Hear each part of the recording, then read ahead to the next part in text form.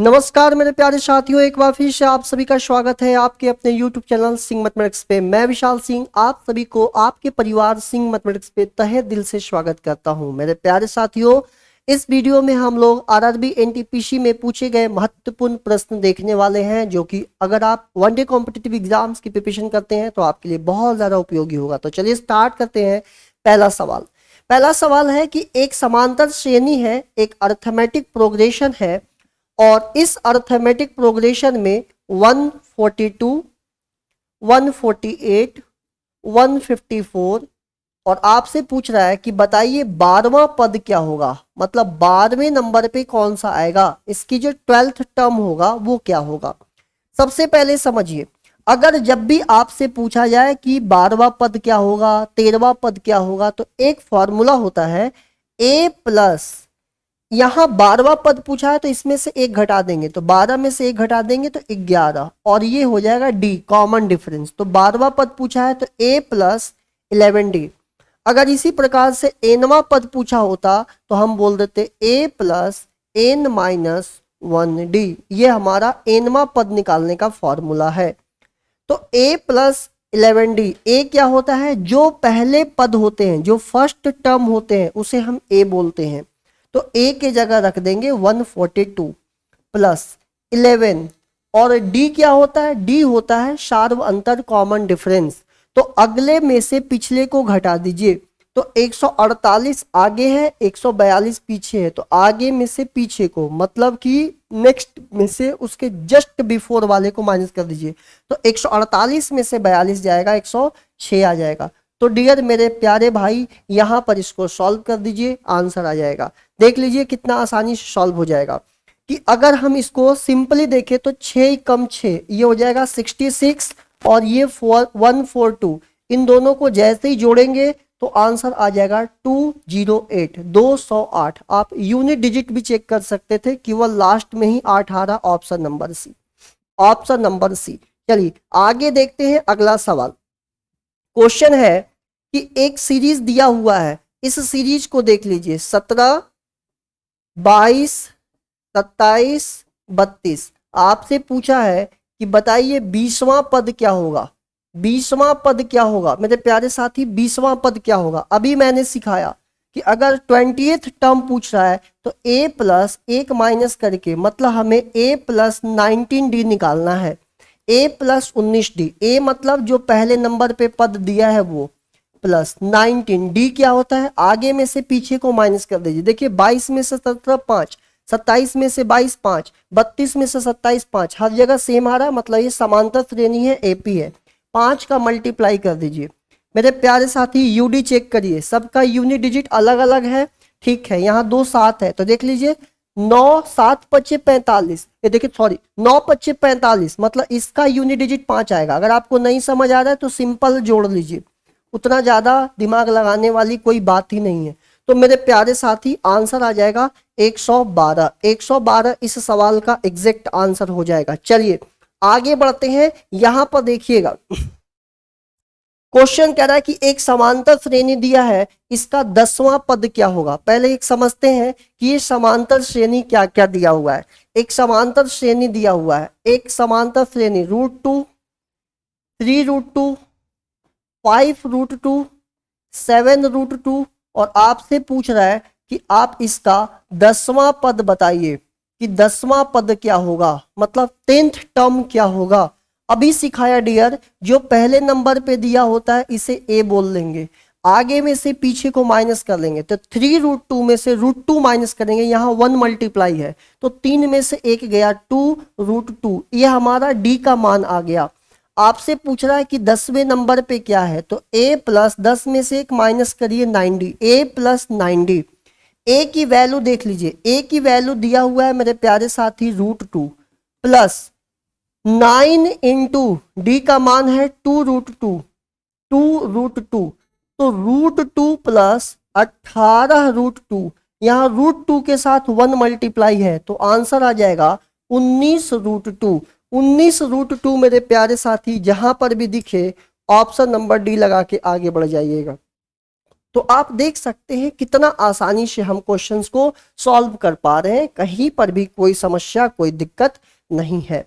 अब समझिएगा कि आपके सामने यहां पर एक अनुक्रम दिया हुआ है, एक सीरीज दिया हुआ है -3, -8, -13, -18 और आपसे पूछ रहा है कि पहली 10 संख्याओं का योग क्या होगा।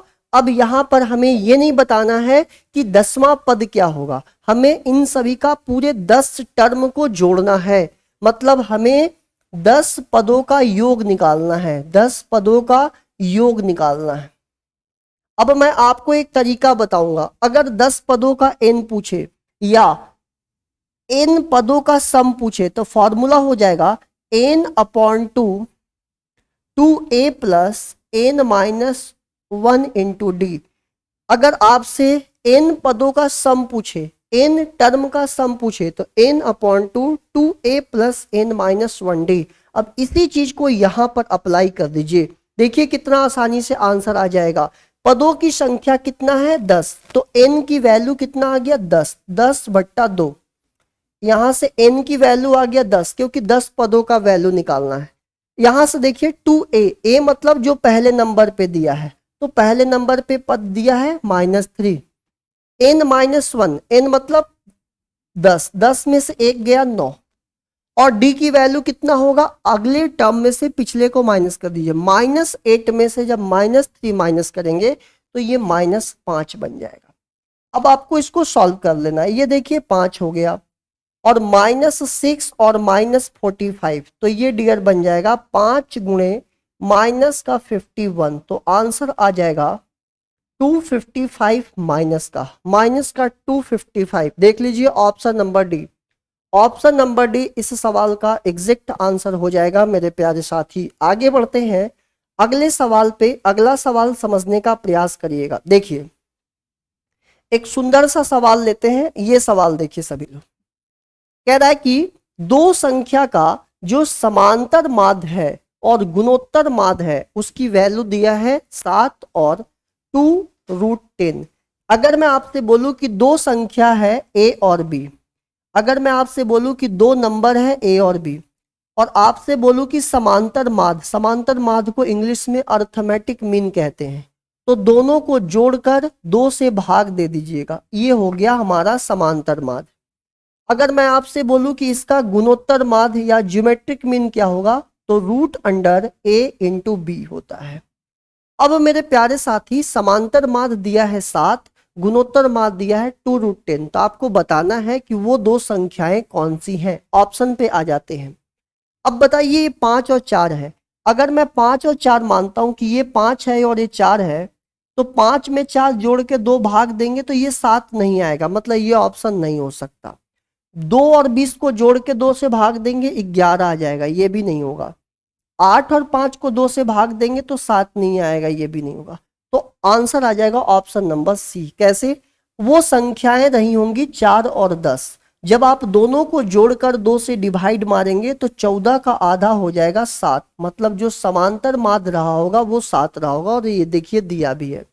गुणोत्तर माध्य होता है दोनों को √4 गुणे 10, 4 का वर्गमूल बाहर निकल जाएगा, 10 बन जाएगा अंदर में। तो डियर आप देख सकते हैं ये ऑप्शन नंबर सी पे ये बातें सेटिस्फाइड हो रही हैं। आप साथ ही साथ ये फॉर्मूला भी दिमाग में रिमाइंड कर सकते हैं जब भी आपको जरूरत लगे। चलिए आगे बढ़ते हैं मेरे प्यारे साथी अगले सवाल पे। देखिएगा कह रहा है कि एक गुणोत्तर श्रेणी है ज्योमेट्रिक मीन। अब क्या होता है ज्योमेट्रिक मीन, पहले तो ये समझ जाइए। आपसे ज्योमेट्रिक मीन मैं बताता हूं, आपको कैसे पता चलेगा कि कोई श्रेणी गुणोत्तर श्रेणी में है। अगर अगले टर्म को, अगले पद को पिछले पद से डिवाइड मार दें, अगले पद को पिछले पद से डिवाइड मार दें और अगर वैल्यू सेम आता है, तो इस जो वैल्यू सेम आता है, जो मान सेम आया, इसी को हम बोलते हैं, यहां पर देखिएगा कॉमन रेशियो। क्या कहते हैं? कॉमन रेशियो कहते हैं। इसको हिंदी में कहते हैं मेरे प्यारे साथी सार्व अनुपात।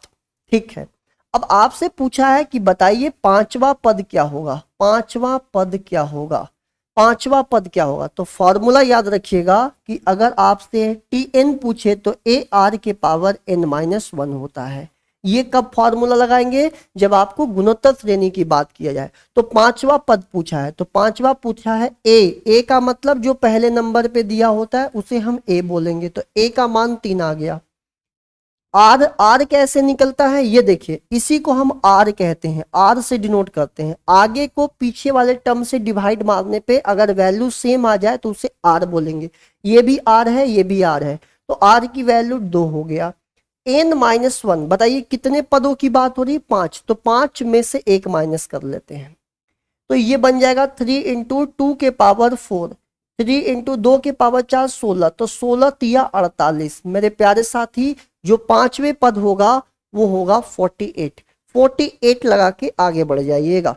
चलिए आगे बढ़ते हैं, अगला सवाल हम समझने का प्रयास करते हैं। डियर सभी लोग समझिएगा, सेम टाइप का क्वेश्चन है। देखिए क्या करा है, एक आपके पास सीरीज दिया हुआ है, 11वां पद पूछ रहा है कि 11वां पद क्या होगा। फॉर्मूला लिख लीजिए, ए आर के पावर 11 माइनस 1, ए आर के पावर 10।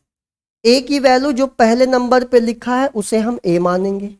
आर कैसे निकलेगा, आर निकलेगा अगले टर्म को पिछले से, 32 को 16 से भाग दीजिए, 2 आ जाएगा, तो 2 के पावर 10। मेरे प्यारे भैया सब लोग समझने का प्रयास करिएगा, 2 के पावर 10 होता है 1024, तो 1024, ये धीरे धीरे आप लोगों को सारी बातें याद हो जाएंगी। अब मल्टीप्लाई कर सकते हैं, एक तो तरीका है। दूसरा तरीका है कि आप अप्रोच लगा के सॉल्व कर सकते हैं कि कोई संख्या 16 से कब डिवाइड होगा। 16 से कोई संख्या तब डिवाइड होगा जब आखिरी के मेरे प्यारे साथी 4 अंक 16 से कट जाए। अब आखिरी के 4 अंक सोल्व कर लो, या दूसरा तरीका ऐसे समझो कि 1024 में मेरे प्यारे साथी 16 से हमें करना था, तो 16 को हम 10 प्लस 6 लिख लें, तो ये हो जाएगा 1024 में, और ये 6 से 6 चौके 24, 2 6 दूनी 12, 4 14, 1 हो जाएगा, ये 1 हो गया, ये 6। देख लो कितना आसानी से हम बता पा रहे हैं, 16,384, ऑप्शन नंबर बी आंसर हो जाएगा। ठीक है, तो कैलकुलेशंस भी अपनी सुधारनी पड़ेगी, तो इसका आंसर आ जाएगा 16,384। आगे बढ़ते हैं, अगला सवाल देखिएगा, अगला सवाल देखिए सभी मेरे प्यारे साथी। ये देखिए एक सीरीज दिया हुआ है, इसको समझ लेते हैं। क्या कह रहा है, आपके सामने एक सीरीज दिया हुआ है, अब आपको देखते से पकड़ लेना है कि ये सीरीज कौन सा है। डियर सभी लोग समझिएगा, 4 8 16 32 और आखिरी में दिया है 512। आपसे बताना है, चलिए आपको ये बताना है कि पदों की संख्या कितनी है।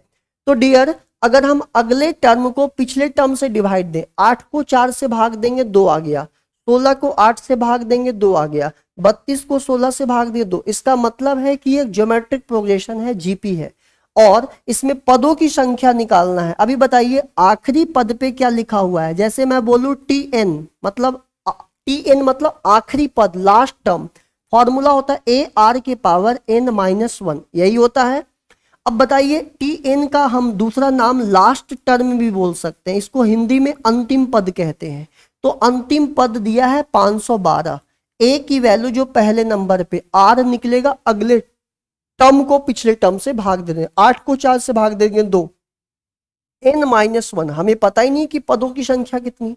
4 से कैंसिल कर दीजिए, 4 एकम 4 हो जाएगा, 4 दूनी 8 और 4 अट्ठी 32। डियर 128 को लिख सकते हैं 2 के पावर 7, और ये हो जाएगा 2 के पावर n-1। जरा बताइए अगर बेस सेम हो तो हम पावर को आपस में बराबर कर सकते हैं। तो यहां से 7 बराबर n-1, तो n की वैल्यू हो जाएगा 7 + 1, तो आंसर आ जाएगा 8।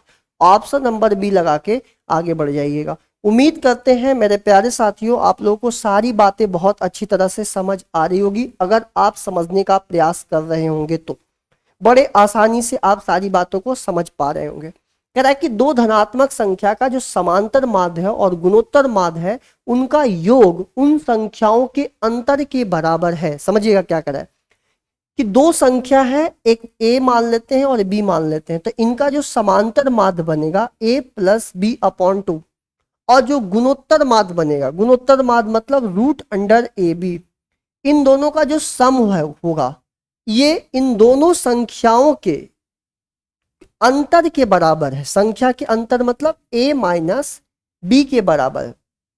तो उन संख्याओं का अनुपात ज्ञात कीजिए। तो आपको बताना है कि उन संख्या का अनुपात क्या होगा। डियर समझने का कोशिश करिएगा। एक तो तरीका ये है कि आप इसको सॉल्व कर लीजिए और दूसरा तरीका ये होगा कि आप डायरेक्ट वैल्यू पुट करके निकाल सकते हैं। मैं यहाँ पर डायरेक्ट वैल्यू पुट करूंगा पहला वाला, तो 9 और 1 10, 10 का आधा 5 प्लस 9 एकम 9 का हो जाएगा 3। अब डियर समझिएगा, ये 5 में 3 जोड़ने से 8 आ गया और 9 में से 1 घटाएंगे तो 8 आ जाएगा। 8 बराबर 8, ऑप्शन नंबर फर्स्ट।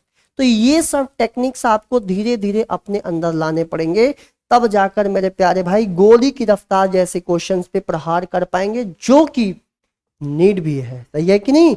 नीड है मेरे प्यारे साथी, आपको नीड है, ये सारी चीजें आपको समझना पड़ेगा। चलिए अब ये क्वेश्चन आप लोग श्रेणी 1 2 3 4 1 2 3 4 डैश के पहले 207 पदों का योग क्या होगा। हमें बताना है कि जो फर्स्ट 200 टर्म्स है उन सभी को जोड़ने पर कितना आएगा, ये आपको बताना है।